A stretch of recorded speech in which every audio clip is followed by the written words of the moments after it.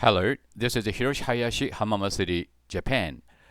This is a sort of a interview program of Home Pope Hellyer, the former Prime Minister of Defense and Force in Canada, and he said, "Alien life forms present among us." This is a story about it with my translation. Thank you very much.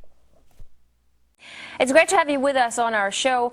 Why do you say that UFOs are as real as the airplanes flying over our heads? Well, because I know that they are. They've been, as a matter of fact, they've been visiting our planet for thousands of years. And one of the cases that would interest you most, if you give me 2 or 3 minutes to answer, is during the Cold War, 1961, there were about 50 UFOs in formation flying south from Russia to across Europe.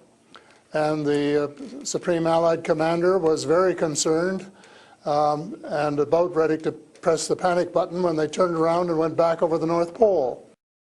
They decided to do an investigation, and they investigated for 3 years, and they decided that with absolute certainty that 4 different species at least, had been visiting this planet for thousands of years. So that's, we have a long history of UFOs, and of course there's been a lot more activity in the last few decades since we invented the atomic bomb, and they're very concerned about that and the fact that we might use it again. And because the whole cosmos is a unity, and it affects not just us, but other people in the cosmos, they're very much afraid that we might be stupid enough to start using atomic weapons again, and this would be very bad for us and for them as well. So no serious scientist has ever publicly confirmed evidence of an encounter with extraterrestrials. Why would scientists not confirm the facts if they exist?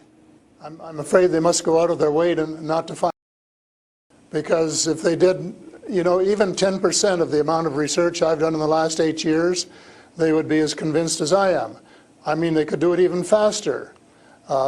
Might take them a little longer, a military background, but there are so many wonderful books that tell these stories, and they've been authenticated. The sightings have been authenticated by more than one witness, and also by radar, and they have landed in various places around the world, including Russia. There's a famous case there. I can't remember the name of the place, but it was widely reported at the time. A man wrote a book about it, and then the French bought the book rights so that it wouldn't be circulated around. There's just so much evidence. Take the time off to do a little bit of research and study, but people just are, you know, some people are interested and will take the time, and the others just say, oh, you know, it's just fantasy. Mm-hmm. But since I've been public on this subject, I get, probably 3 or 4 emails a week from all over the world from people who have actually witnessed sightings. And some of them who have actually been on the ships, and some of them who have actually been transported to another planet. And so this information is not, you know, it is top secret in a way that the governments aren't talking about it. But if you listen to the whistleblowers and the people who have worked in the industry and who know what is going on, there is just a lot of information out there, and it doesn't take very long to get your hands on it. But see, the problem is that some people who report UFO sightings and alien abductions have been shown to make things up, and to make things up to be famous, to make money, or just for a prank. How do we tell fiction from a fact? Well, you have to spend a lot of time trying to find, we used to say, separating the wheat from the chaff, and it takes a lot of effort. When I was minister, I got sighting reports, and when we checked them out, about 80%, about 8 out of 10, were not real. There were sights of Venus or plasma or, you know, a dozen other things, but there were 15 or 20% for which there was no explanation, and they were the genuine unidentified flying objects. these things go way back. One of the conferences I went to was in Las Vegas, was promoted by a chap who had written a book about crashes.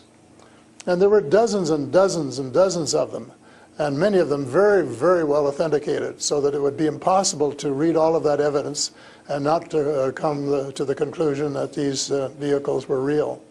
Have you ever had your own encounter? Not an encounter with aliens, no. I have seen a UFO about 120 miles north of Toronto over Lake Muskoka, where I have a cottage. And 2 years ago, last Canadian Thanksgiving, which is October, my wife decided she wanted to go out and look at the stars. So I'm not much of a night man, but I put on my cap and went out with her. And she looked into the eastern sky and said, "There's a star." And I turned around the other way and I said, "Oh, there's a much brighter one over here." And she looked and it was. And we watched it until our necks almost broke for about 20 minutes. And it was definitely a UFO, because it could change position in the sky by 3 or 4 degrees in 3 or 4 seconds. And I checked out, there were no satellites that could do that. The space station wasn't going by, and it isn't able to move that fast anyway. And there was no other explanation except that it was the real thing. And 2 days later, I went down on the dock, got a comfortable chair, and watched it came back almost to the same spot and entertained me for as long as I could take it. And then I went back to the cottage. But it was very interesting, because it would drop down in the sky and then it would roar back up, and then it would shift across a few degrees and do a circle and come back at a speed, but just astronomical speeds. As you know, they travel very, very fast. So does it just look like a falling star that falls really quickly and then rises again? What does it look like? Well, it just looked like a star. It just looks like a star. Right. And I don't know if you're a person who has ever read the Bible or not, but I think the Star of Bethlehem is God's flying saucers. Mm-hmm. But you also tell me that people write you emails, 3 to 5 emails a week, and they've actually been abducted, or they have encounters with the aliens. Do they actually tell you what these aliens look like? I mean, everyone's interested. How would I know if I see an alien and if he abducts me? Well, the first question you have to ask is, how many species are there? And I used to think there were, between 2 and 12. And Apollo astronaut Edgar Mitchell, who came to Toronto a few years ago and had dinner with us, agreed there was somewhere between 2 and 12. But the latest reports that I've been getting from various sources are that there are about 80 different species. And some of them look just like us, and they could walk down the street and you wouldn't know if you walked past one. And they're what we call the Nordic blondes, and also the tall whites, who were actually working with the United States Air Force in Nevada. They're able to get away with that. They had a couple of their ladies dressed as nuns went into Las Vegas to shop, and they weren't detected. And I have a friend who saw one of the men walking along the street, and somebody who would recognize that they were different, and he did. So there are those kind, and then there are the short grays, as they're called, and they're the ones that you see in most of the cartoons. Have very, very slim arms and legs, and they're very short, just a little over 5 feet, and they have a great big torso and a great big head and great big brown eyes. But they're different species, so you have to know that they're different species, and and know that they're all different. Mm-hmm. So if you saw the short gray, you'd certainly know that there was something up that you'd never seen before.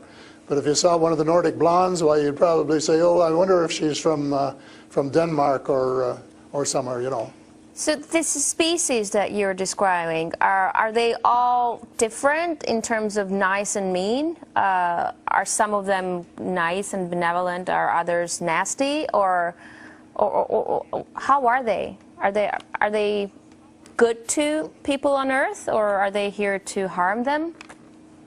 Well, it's a difficult question to answer because they have different agendas. And maybe all of us on Earth should have the same agenda, but you couldn't say maybe that Russia and China and the United States all had the same agenda at every turn, because they don't. And I would say that nearly all are benign, they're benevolent, they want to help us. There may be one or two species which do not.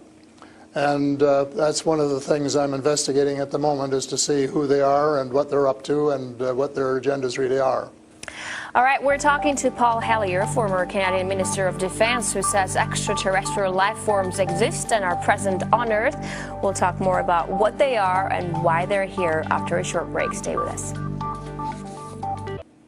And we're back with Paul Hellyer, former Canadian Minister of Defense, to talk about extraterrestrial life forms. Great to have you back. So these extraterrestrial creatures, where did they come from and how did they get here to Earth? They come from various places. For a long while, I only knew about ones who came from different star systems. The Pleiades and Reta Reticula and several other star systems, but in the last few months I have met people who have made me aware of that there are some in our star system, and that there are actually extraterrestrials who live on a planet called Andromeda, which is one of the moons of Saturn, and that there are others on Venus and some on Mars, and that they may be interacting between themselves. I suspect that they are, because there is what of these people, and they have rules. For example, one of the rules is that they don't interfere in our affairs unless they're invited to. And that's one of the reasons probably that we haven't seen more of them until very recently. And so but what do you mean? There are a lot of people who want to interact with them. There are a lot of people who actually want to see them and know who they are. What, they need a special invitation to interact with us? What does it mean? They don't want to interfere into our affairs. They want to tell us how to run our affairs. They have accepted the fact this is our planet and that we have the right to run it, but they're very, very concerned. They don't think we're good stewards of our planet. We're not. We're clear-cutting our forests, and we're polluting our rivers and our lakes, and we're dumping sewage in the oceans, and we're doing all sorts of things which are not what good stewards of their homes should be doing. And they don't like that, and they've made it very clear. And as a matter of fact, they have given us a warning. How? And this has come from more than one source. How have they made it clear? What have they done? They have talked to people. One of the chaps I talked to about a month ago was interacting with them in 1974, he and his brother, in Peru. And they were taken to Andromeda. Teleported, and they were told what the people there think, and that we're really wrecking our planet, and in fact that something dreadful is going to happen to it if we don't smarten up and change our ways. We spend too much time fighting each other, we spend too much money on military expenditures and not enough on feeding the poor and looking after the homeless and the sick. And that we are polluting our waters and our air, and that we're playing around with these exotic weapons, thermonuclear weapons and atomic weapons, which have such a devastating effect both on our Earth and on other areas in the cosmos, and they don't like that. And that's the reason they would like to work with us to teach us better ways, but only, I think, with our consent. And they work through individuals, and they try and pick out individuals who won't be frightened to death of them. because they can give you quite a fright. One of the cases I'm familiar with was the tall whites in Nevada, where the United States airmen working with them, were just frightened to death of them. And one, Charles Hall, rescued the daughter of one of the high-up people in the tall whites, and as a result became very good friends with the mother. And as soon as they could trust each other, they had a wonderful relationship. And he wrote a book about it. It's called Millennial Hospitality. Millennial Hospitality.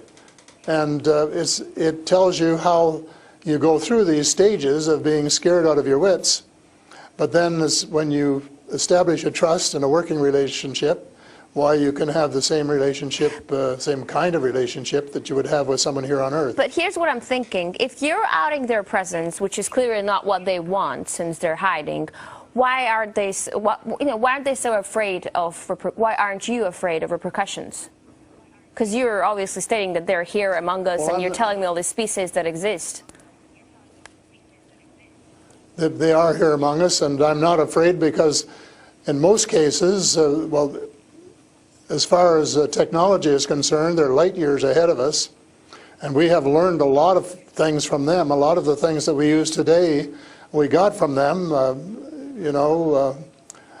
lead lights and microchips and Kevlar vests and all sorts of things that we got from their technology, and we could get a lot more too, especially in the fields of medicine and agriculture, if we would go about it peacefully.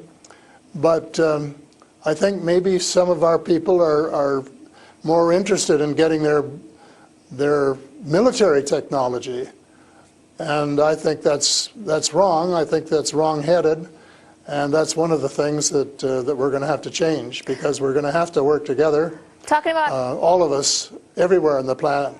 You mentioned military technology and swapping technologies and barters between aliens and people in American government. I want to ask you, as a former Minister of Defense of Canada, is interstellar war a possibility? Should we be creating a Star Wars force to defend ourselves from possible invasion or something like that?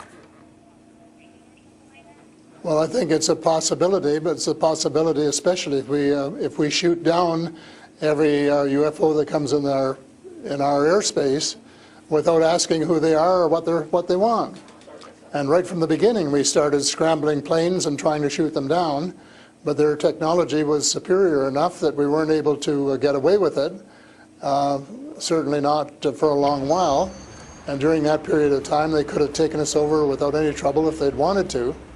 So I think we have to, rather than develop our own Star Wars, Earth Star Wars, to protect ourselves against them, that we should work with the benign species, who are the vast majority, and work together and rely largely on them, of course, and cooperate so that we would be contributing something at the same time. But I don't think there's any point in us developing a galactic force that would tempt us to go out on our own and get into mischief, which is one of the things I think some of them are concerned about.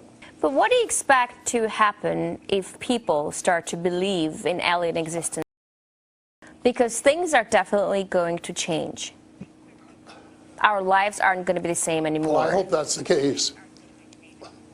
I hope that's the case, and I'm all for full disclosure, and I'm going to push very hard for full disclosure in the book I'm writing, and to give some reasons for it, things that we really have to know and have a right to know, and that our future as a species, and here I mean all of the species in the world, are potentially at risk if we don't figure out what's going on and work together to try and make life more amenable for all of us.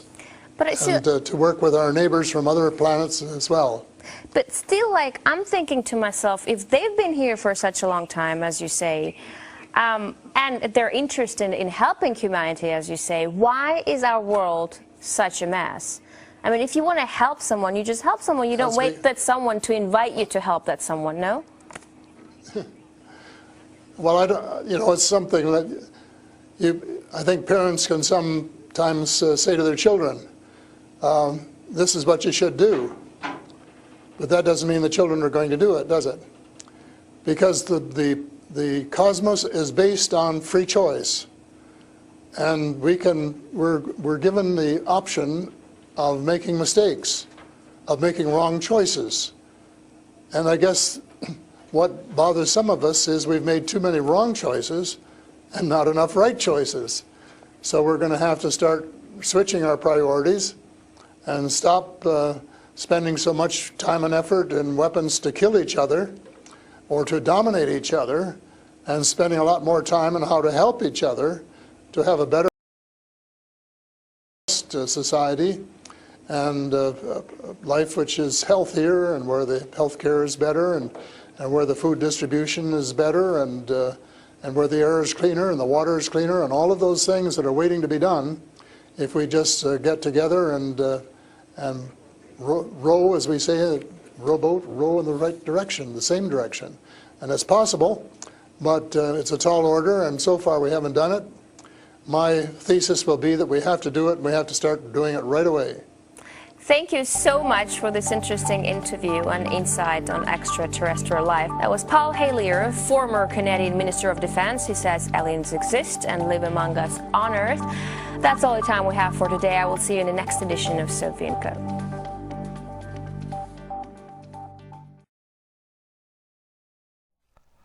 Hello.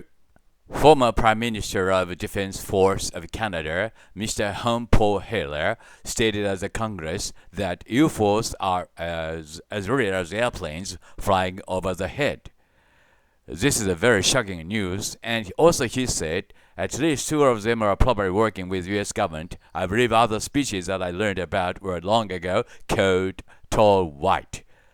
This is the story about it. Thank you.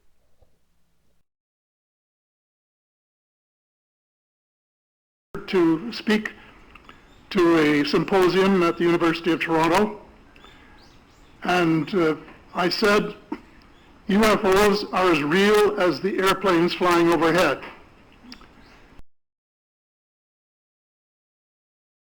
On Earth at this present time, and at least 2 of them probably working with the United States government. The other species that I learned about not too long ago was called the tall whites. To become spiritual beings and practice the one tenet that the world's major religions have in common, and that is the Golden Rule.